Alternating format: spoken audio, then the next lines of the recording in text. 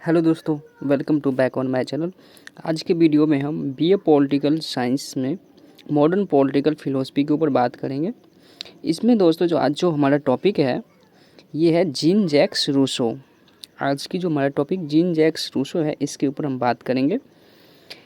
जो इन्होंने सामाजिक समझौते के ऊपर जो अपना विचार दिया है उसका। चलिए दोस्तों बात करते अपने टॉपिक पे। वीडियो अच्छा लगे तो ज़्यादा से ज़्यादा शेयर करना और चैनल को सब्सक्राइब करना, वीडियो को लाइक करना ताकि मेरे सभी वीडियो आप लोग तक पहुँचे।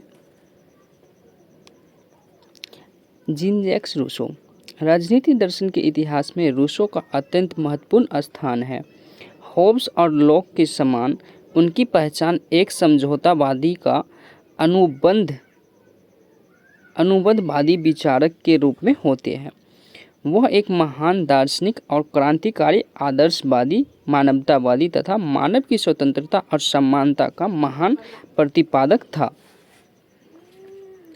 रूसो का जीवन परिचय। जीन जैक्स रूसो का जन्म 1712 में स्विट्जरलैंड के जनेवा में हुआ एवं उनकी मृत्यु 1778 में फ्रांस में हुआ। जीवन अस्थिर, कष्टमय परंतु सामान्य जन्मजात विशिष्टता। जो रूसो का जो जीवन था वो बहुत ही अस्थिर और कष्टमय था, दुख से भरा हुआ जीवन था, लेकिन फिर भी जन्मजात विशिष्टता उसमें था रूसो के अंदर। पहचान 1749 में डिजान की अकादमी द्वारा आयोजित निबंध प्रतियोगिता में विज्ञान तथा कला की प्रगति ने नैतिकता को भ्रष्ट करने में योगदान दिया। उसके विशुद्धिकरण में प्रथम पुरस्कार जीतकर जो रूसो का जो पहचान था वो था 1749 में जो एक डिजान अकादमिक द्वारा जो आयोजित निबंध प्रतियोगिता था उसमें उन्होंने प्रथम स्थान प्राप्त किया था। और दूसरा उसमें प्रगति ने विज्ञान तथा कला की प्रगति ने नैतिकता को भ्रष्ट कर दिया था। उसमें रूसो का बहुत बड़ा योगदान था। रचनाएं हैं जो रूसो द्वारा जो रचनाएं कुछ बनाए गए उनकी कुछ पुस्तकें हैं वो है विषमता की उत्पत्ति और आधार पर वार्ता, 1754 में ये पुस्तक आई थी। उसके बाद है इंट्रोडक्शन टू पॉलिटिकल इकोनॉमिक्स, ये 1758 में आया है। तीसरा पुस्तक है उसका सोशल कॉन्ट्रैक्ट, ये 1762 में। चौथा पुस्तक है उसका ईमाइल, 1762 में ये भी पुस्तक आया था। पांचवा पुस्तक है उसका कॉन्फिसेशन, स्वीकारोक्तियाँ। और छठा कोई पुस्तक है उसका डायलॉग्स, संवाद।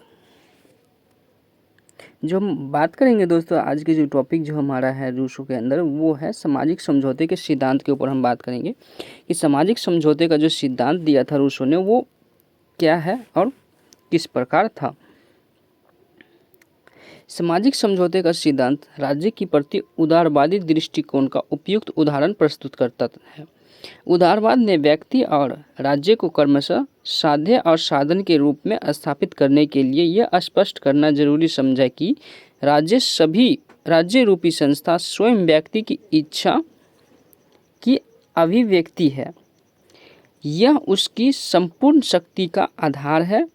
चिंतन के इस ढंग से सामाजिक अनुबंध या सामाजिक समझौते के सिद्धांत का जन्म हुआ। जो रूसो का जो मानना था दोस्तों, रूसो जो सामाजिक समझौते का जो सिद्धांत है रूसो का, उसमें उनका मानना था जो राज्य है वो व्यक्तियों की इच्छा से की अभिव्यक्ति है। जो राज्य की जो शक्ति है वो राज्य जो आया है वो व्यक्ति के समझौते से आया है। समाज ने आपस में समझौता किया है, इसी कारण राज्य की उत्पत्ति हुआ है। ये रूसो का मानना था। 18वीं शताब्दी में रूसो ने सामाजिक समझौता को नैतिक आधार प्रदान करने का प्रयत्न किया। रूसो अपने सामाजिक समझौते के सिद्धांत का वर्णन अपनी प्रसिद्ध पुस्तक सोशल कॉन्ट्रैक्ट में किया, जो निम्न है: मानव प्राकृतिक अवस्था और सामाजिक समझौता। मानव की मूल प्रकृति का विस्तृत विवरण रूसो ने अपनी प्रसिद्ध पुस्तक सोशल कॉन्ट्रैक्ट में किया है। इस पुस्तक में उसने एक काल्पनिक स्थिति का उल्लेख किया जिसे उसने प्राकृतिक दशा की संज्ञा दी। रूसो ने मनुष्य की संभाव और उनकी प्रकृति की विस्तृत व्याख्या करते हुए कहा कि मनुष्य स्वभाव से अच्छा होता है, वह स्वयं गुणवान और पूर्ण है, उसमें दया, प्रेम एवं सहानुभूति की पूरी भावना है। वह कहता है कि मनुष्य पूरी तरह अपना उचित अनुचित का ख्याल रखने में सक्षम है। लॉक को मनुष्य शांति प्रिय विवेक, लॉक का मनुष्य जो जॉन लॉक है दोस्तों, उनका मनुष्य शांति प्रिय और विवेक है। जहाँ होब्स का मनुष्य स्वभाव से क्रूर और हिंसक, दुष्ट और स्वार्थी है, वहीं रूसो का मनुष्य स्वभाव से सरल, भद्र, स्वतंत्र और विवेक है। रूसो आगे यह भी कहता है कि मनुष्य को बुरा बनाने में सामाजिक संस्था एवं कलाओं का बहुत भी बड़ा हाथ है। ये रूसो का मानना था। प्राकृतिक अवस्था में जो रूसो का विचार है प्राकृतिक अवस्था पे, तो रूसो के अनुसार प्राकृतिक अवस्था में मनुष्य के जीवन सरल, शांत, संतुष्ट एवं सुखमय था, लेकिन वह एक आदर्श वन प्राणी था जो कपड़ा नहीं पहनता था, जंगलों में घूमकर जीवन व्यतीत करता था, क्योंकि उसके पास कोई निजी संपत्ति नहीं थी। अपनी आवश्यकताओं की पूर्ति मानव अच्छी तरह से कर लेता था। उसके भीतर भले बुरे, पाप पुण्य, ऊंच नीच, अनैतिक नैतिक तथा तेरे मेरे की कोई भावना नहीं थी, और न ही अपने निजी स्वार्थ की पूर्ति के लिए किसी अन्य व्यक्ति को हानि पहुंचाता था। उनके व्यवहार प्राकृतिक नियमों द्वारा निर्धारित किए जाते थे। लेकिन यह अवस्था ज़्यादा दिन तक नहीं चला। जनसंख्या की वृद्धि के कारण, निजी संपत्ति के उदय के कारण नहीं रही ये व्यवस्था। जो प्राकृतिक अवस्था था वो क्यों नहीं रहा? क्योंकि जनसंख्या का वृद्धि तेजी से होने लगा, निजी संपत्ति का उदय हो गया, उसके कारण तो ये व्यवस्था खत्म हो गया। जनसंख्या की वृद्धि ने आर्थिक विकास में तेजी से होने लगा। जनसंख्या की वृद्धि से आर्थिक विकास तेजी से होने लगा, जिससे असमानता उत्पन्न हुई। यह असमानता निजी संपत्ति की उत्पत्ति से शुरू हुआ। इस संपत्ति के साथ साथ कृषि का विकास भी तेजी से होने लगा। फिर परिवार की स्थापना हुई, सामाजिक संसाधनों का जन्म हुआ। सामाजिक विषमता ने अन्य बुराइयों को जन्म दिया। कला, विज्ञान, निजी संपत्ति की संस्था, श्रम विभाजन के उदय में सभ्य समाज को जन्म दिया, जिसने मनुष्य की प्राकृतिक समानता और स्वतंत्रता समाप्त कर दी। रूसो ने अपनी पुस्तक सोशल कॉन्ट्रैक्ट में इस समस्या का समाधान के लिए एक नवीन सामाजिक समझौते का सिद्धांत का प्रतिपादन किया। इस संदर्भ में रूसो के सामाजिक समझौते से प्राकृतिक अवस्था की समाज का नहीं बल्कि एक आदर्श समाज का निर्माण होता है, जो रूसो का मानना था। और उन्होंने जब अपना विचार दिया, उन्होंने ये कहा कि जैसे ही जब ये जो प्राकृतिक अवस्था जो ये निजीकरण और निजी संपत्ति के आने से ख़त्म हो गया था, उसके स्थान पर एक सामाजिक समझौते का सिद्धांत लेके आया, जो एक प्राकृतिक व्यवस्था को तो नहीं ला सकता था, लेकिन एक आदर्श समाज के निर्माण में योगदान की बात रूसो ने कही है। सामाजिक समझौता। रूसो के अनुसार जब प्राकृतिक अवस्था खराब होने लगी, वहीं निजी संपत्ति की भावना के फलस्वरूप असमानता व्याप्त होने लगे, तो इन बुराइयों के उन्मूलन के लिए मानव जाति को नष्ट होने से बचाने के लिए एक आदर्श राज्य की स्थापना के लिए समझौता किया। अतः रूसो के अनुसार व्यक्ति ने आपस में समझौता किया। रूसो कहता है कि इस समझौते के द्वारा हम अपनी प्राकृतिक स्वतंत्रता के बदले नागरिक स्वतंत्रता प्राप्त करते हैं। तो दोस्तों, जो हमारा क्वेश्चन जो बनता है इसके ऊपर कि रूसो की सामाजिक समझौते के सिद्धांत की व्याख्या कीजिए एवं आलोचनात्मक व्याख्या कीजिए। ये जो हमारा क्वेश्चन बनता है जो इस टॉपिक में से, तो इस टाइप का क्वेश्चन बनता है। इसमें हम आलोचनात्मक जरूर करेंगे। तो सबसे पहले मैंने इसका आपको परिचय करा दिया था, उसके बाद हमने सामाजिक समझौते का सिद्धांत क्या है वो बता दिए हैं। अब हम आलोचना बताते हैं कि रूसो के सामाजिक समझौते का जो सिद्धांत है इसका आलोचना किस आधार पर किया गया है। रूसो के सामाजिक समझौते या राज्य की उत्पत्ति संबंधी विचारों की आलोचना निम्न आधारों पर की गई है।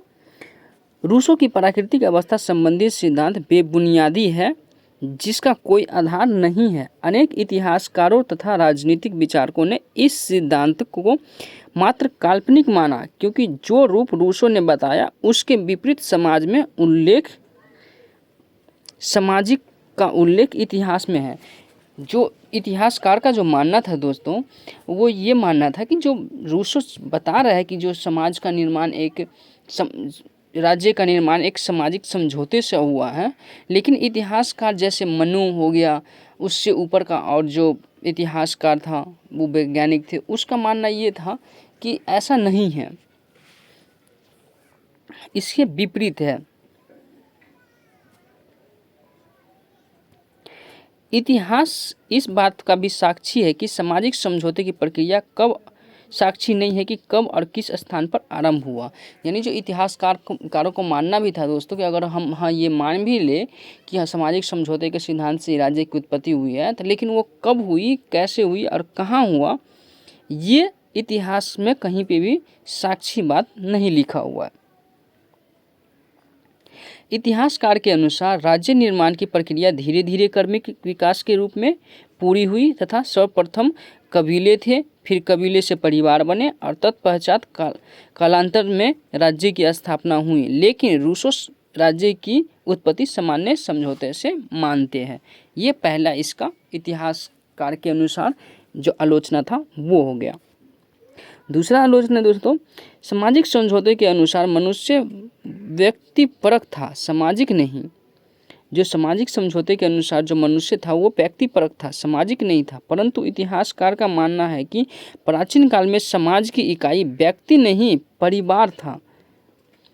व्यक्ति के अधिकार का कोई मूल्य नहीं था। इस स्थिति में स्वेच्छा से समझौता कर राज्य का निर्माण करना असंभव होता है। जो इतिहासकार का मानना है दोस्तों, जो प्राचीन काल में जितने भी लोग रहते थे तो वहाँ पे लोगों की कोई वैल्यू नहीं था, वहाँ पे सिर्फ परिवार का वैल्यू था। लेकिन जो रूसो का मानना है वो था लोगों का वैल्यू। तो ऐसा नहीं हो सकता कि लोग का वैल्यू हो परिवार का नहीं और परिवार का वैल्यू हो तो लोगों का नहीं। तो ये उन टाइम का जो प्राचीन विद्वान थे उनका मानना ये है कि जो ये राज्य की उत्पत्ति हुआ है पहले कबीलों से, परिवार से कबीले बने, कबीले से राज्य की उत्पत्ति हुई, तो एक प्रोसेसिंग में हुआ है। लेकिन जो इसका जो रूसो का जो सामाजिक समझौते का सिद्धांत है ये मानता है कि मनुष्य दो आए, आपस में समझौता किया और राज्य की उत्पत्ति हुई। तो ऐसा करना असंभव है। कानून दृष्टि से भी रूसो के सामाजिक समझौते के सिद्धांत दोषपूर्ण है। कारण कि किसी भी समझौते को लागू करने के लिए एक शक्ति की आवश्यकता होती है, परंतु रूसो के सामाजिक समझौते के पीछे इस प्रकार की कोई वैधानिक शक्ति नहीं है जो सामाजिक समझौते का पालन करा सके। कानून की दृष्टि से भी इसकी आलोचना की जा सकती है दोस्तों, क्योंकि देखो आज के समय में और चाहे प्राचीन समय में भी हो, किसी भी बात को मनवाने के लिए कुछ ना कुछ शक्ति होता था लोगों के पास। जैसे आज है ऐसे बेशक इतनी जो फॉर्मेलिटी नहीं था, लेकिन पहले भी कुछ जो शक्तियाँ था लोगों के पास वो था। लेकिन जो रूसो का जो मानना है वो सीधा एक ही मानना है कि आपसी समझौता से राज्य की उत्पत्ति हुआ। लेकिन ऐसे तो हो ही नहीं सकता दोस्तों। कोई भी व्यक्ति आपस में समझौता करने के लिए कोई ना कोई कंडीशन रखेगा, और वो आपस में दो व्यक्ति का समझौता कर लेगा, पूरे राज्य का समझौता कैसे कर सकता है वो। तो इसी के ऊपर इसकी आलोचना की जा सकती है। दोस्तों हमने इसकी पूरा करा दिया है सामाजिक समझौते का जो सिद्धांत है ये। अगले वीडियो में रूसो की सामान्य इच्छा का जो सिद्धांत है हम उसके ऊपर बात करेंगे। तो वीडियो अच्छा लगा हो तो आप ज़्यादा से ज़्यादा शेयर करना, चैनल को सब्सक्राइब करना और वीडियो को लाइक करना। धन्यवाद पूरा वीडियो देखने के लिए।